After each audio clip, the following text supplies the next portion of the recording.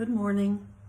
I'm Vimala. Another bright, sunny, kind of warm day today. Supposed to get up to 70. So part of the country is starting to have lots of heavy snow, lots of bad weather, and we're having unusually warm weather today. So climate change. Today we'll continue reading from Pema Chodron's book, How We Live is How We Die. And I think it's her newest book. Each chapter has, is carrying her message across, but they're all different stories. So you can read them separately or read them in order. I'm reading in order, but I'm not reading every chapter. So when you get your own copy, there'll be a lot new. This one, let's see. This one is chapter 10, and it's called Propensities.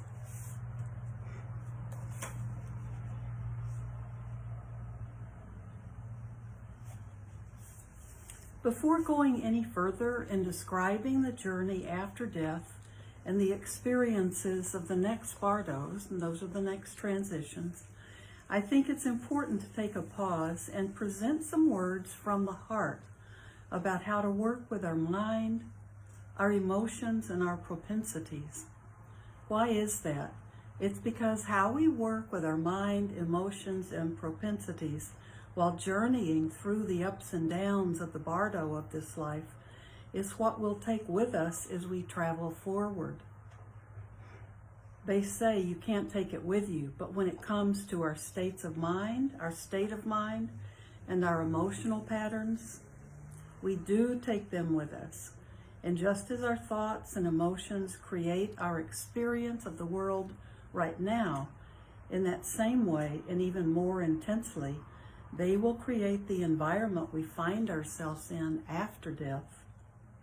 If you want to experience heaven, work with your thoughts and emotions. If you want to avoid hell, work with your thoughts and emotions. It's like that. Therefore, in the next several chapters, I will give some practical instructions on how to connect skillfully and compassionately with our habitual patterns and emotions. When Trungpa Rinpoche was asked what goes through the bardos, he answered with a big smile, all your bad habits. That's the quote I really like. I took this to mean that whatever habits I hadn't befriended and let go of in this life would travel forward through the intermediate state to be passed on to some poor infant in the future. Back in the 70s, when my son and daughter were teenagers, I took them and their friend to meet His Holiness the 16th Karmapa, one of the teachers who meant the most to me. My children aren't Buddhists, but they've always been friendly in relation to the Dharma, and they were willing to humor their enthusiastic mother. Sounds like my kids. Exactly. His Holiness didn't speak English, so we communicated through an interpreter.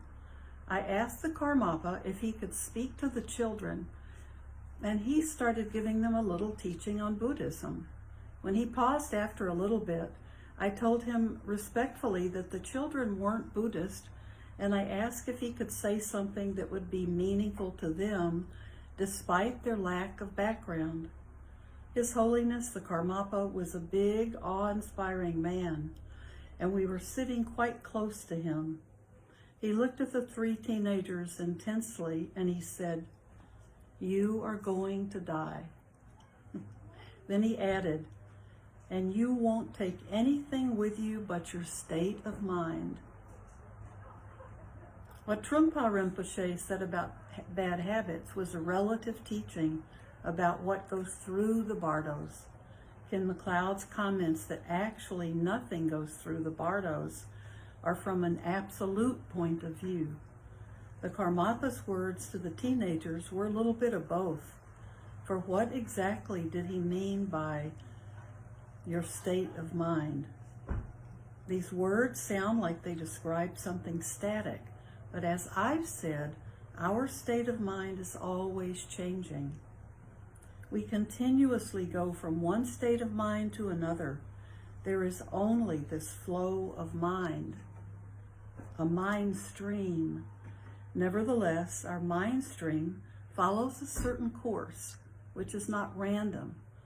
Its course is determined by our habits, our tendencies, our propensities. What does this mean?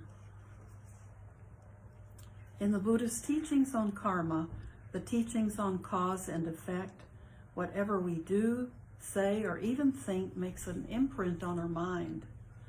When we do something once, we're likely to do it again.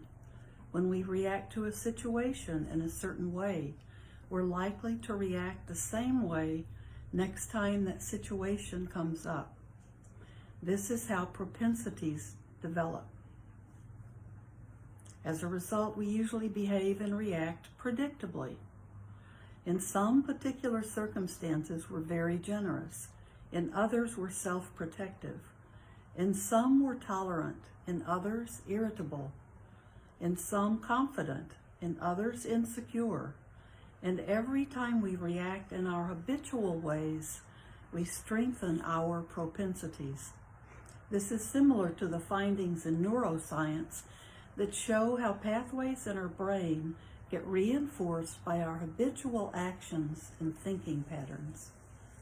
Say you have a propensity to feel inadequate, especially about your work. You're in the office talking to two co-workers, and your supervisor barges in and says, "You people did a lousy job." The supervisor is actually criticizing all three of you, but you're the one with the strong propensity to take it personally. So you feel totally wretched, as if it's all your fault.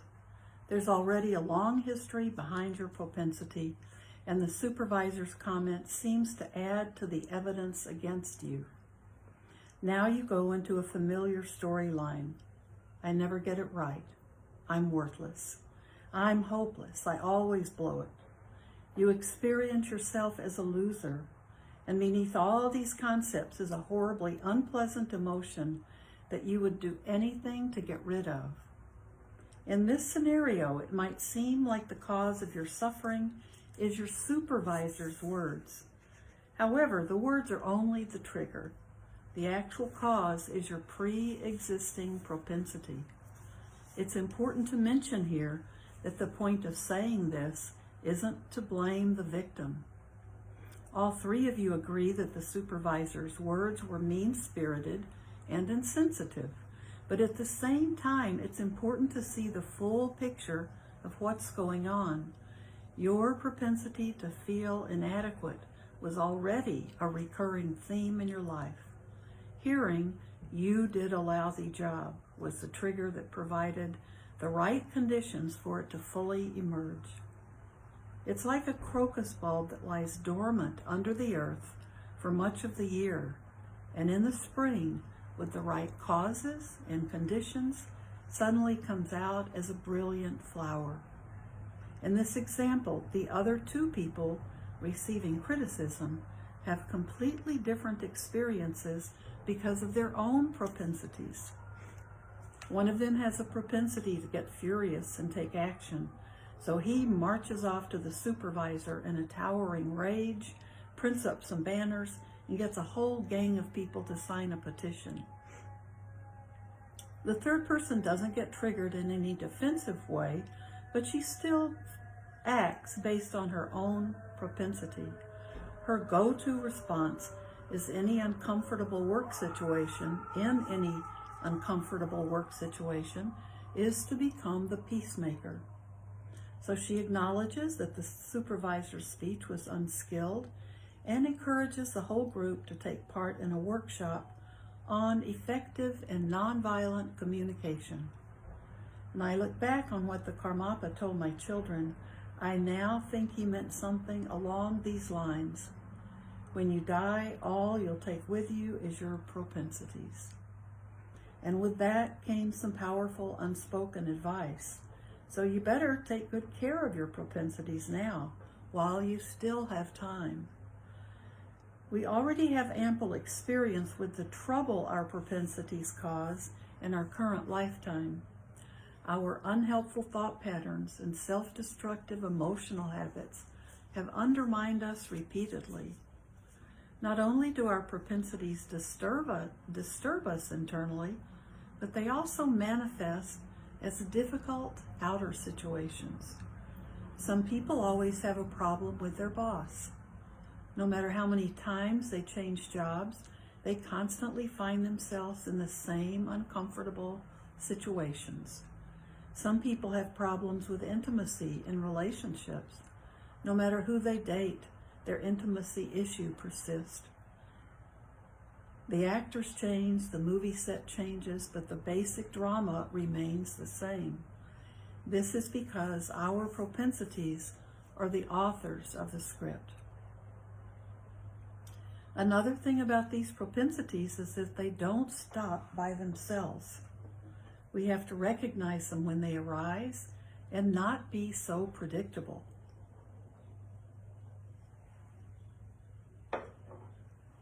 Over and over again, we have to find our way to do something different. If not, they will follow us for the rest of our life. We can go even further and say they'll follow us beyond this life, through the bardos and into our next life, writing scene after scene after scene. They will create the outer and inner circumstances of our next moment, our next day, our next life, and then all our lives to come. The other side of the coin is that because of the strong interconnected relationship between our mind and our world, we will often find that changing our mental and emotional habits has a powerful effect on our outer experience. It seems like a miracle, but it's quite simple and straightforward if you think about it. If you work with your propensity to get jealous, it will seem like there are fewer and fewer people to envy. If you work with your anger, people won't make you so mad. So how do we take good care of our propensities? We get to know them with kindness and intelligence. We acknowledge how powerful they are, but we don't make them the enemy. One of my teachers, Soknyi Rinpoche, calls them our beautiful monsters and advises us to treat them with tenderness, not acting them out or repressing them, but making friends with them just as they are. Then, when a person or an event triggers our painful emotions, we can distinguish between the trigger and the propensity. We can ask ourselves as openly and as objectively as possible, what is the main cause of my suffering? Is it my supervisor or is it my propensities? This kind of closeness and friendship with our propensities creates the right causes and conditions for them to loosen up and unwind. I love that her describing that process. Make friends of them and then allow them to loosen up and just unwind, just unravel. For instance, you've been getting into a lot of arguments with your partner, and now you see them laughing and smiling with another person. Immediately, the pain of jealousy arises in your heart. But instead of habitually reacting to that jealousy, say by getting drunk or speaking in a passive-aggressive way, you can ask yourself, what is the cause of my pain? Is it the laughing and smiling, or is it my pre-existing propensity to get jealous? Then you can check in with your body and get in touch with that propensity. How does it feel? Is it tight or loose, contracted or expansive? Does it have a temperature, a color, a special quality? If you investigate the unpleasant feeling of jealousy with mindfulness and gentleness, you will learn much about it. You will see your history with it. You will start to notice patterns. You will see that this feeling often arises in your life and that you tend to make a mess when it does. This could be the beginning of your taking care of the propensity. This could be the beginning of seeing that your propensities are just fluid sensations having nothing to do with good and bad. This could be, I'm going to read that again, I like that sentence. This could be the beginning of seeing that your propensities are just fluid sensations having nothing to do with good or bad. Once you've learned something about this process, you could, of course, go in less helpful directions. You could simply go on with your usual way of doing things, as unaffected by your self-reflection as if you had just learned some unimportant fact about a subject that doesn't mean much to you. Even worse, you could use your self-knowledge to beat yourself up. I have this terrible propensity which makes me a terrible person. Even though I'm embarrassed to behave like this, I'm doomed to continue acting out of jealousy for the rest of my life. And, we hear that a lot from people who say, I've just always been like this. It's never going to change. Neither of these options will do anything to help us make friends with our beautiful monsters. We will keep thinking and acting in the same ways, strengthening our propensities and making ourselves unnecessarily miserable. It will be like finding undesirable seeds in our garden and giving them more water and nutrients to grow. The most helpful alternative is to look objectively at what is happening and try to learn something from it, something that will enable us to see clearly how to proceed. This way of working with our propensities in our daily life will definitely pay off when we die. Before death, when actually dying, and beyond that, people predictably experience a wide range of strong emotions, and how we relate to them is important. Good chapter. Propensity gets to be, that word came up 1,000 times. Those are our tendencies. And that's the direction we'll go in if we're not really aware. We'll always go with what's familiar, with what's our tendency to do in certain situations. So lots to be aware of. So today I only have about 5 minutes to meditate with you. I have a medical appointment that I have to make. So I'm just going to do a very short practice with you, and I hope you can continue after I have to leave in about 5 minutes. So there's a lot to just let be in your minds, and you can just let this be tranquility, some calmness, some samatha.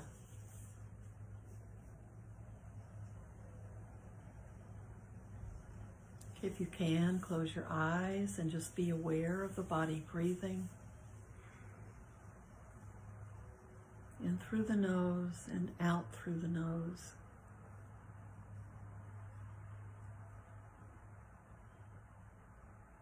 We stay with that area just around the nostrils to be aware of the ingoing and outgoing breath. Or we can be aware of our tummies coming out a bit when we inhale, contracting a little bit when we exhale. Pick one of those spots and just let your awareness of the breath be on those two areas. One of those two areas.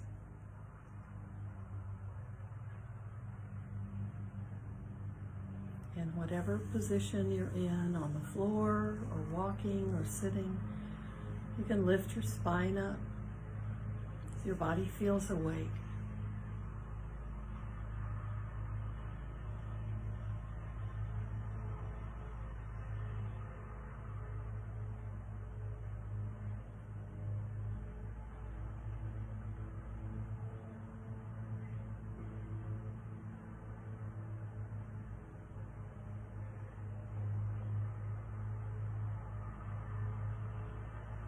Just let everything go.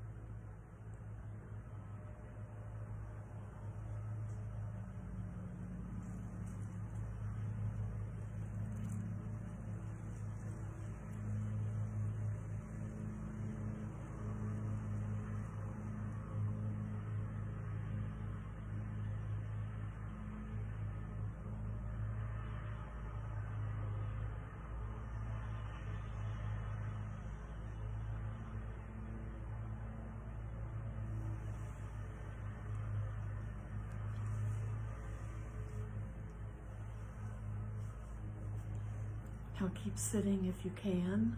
I have to leave early. So thank you for being part of my practice. And we can set our intentions by virtue of the merit that we've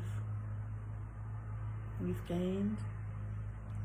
May everything we do and say and think today be not only for our own benefit, but for the benefit of all living beings.